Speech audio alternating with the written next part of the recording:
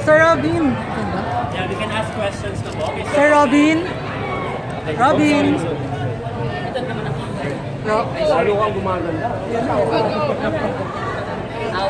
Sir Robin, ano po ang expectation natin sa show na ito? Tsaka paano natin pinaghandaan? Una, naniniwala po ako na itong panibagong season 5 ay magiging mas exciting at mas magiging mahusay ang mga husgado at mas magagaling ang mga talento lalabas.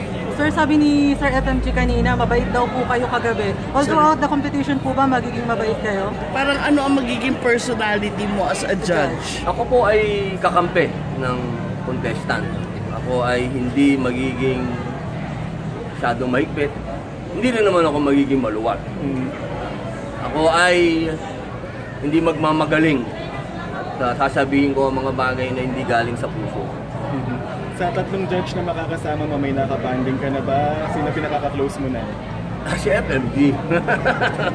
Idol ko yun eh. Pero syempre, magkaiba kami ng style kasi si FMG, yung kanyang wisdom, star builder yun eh.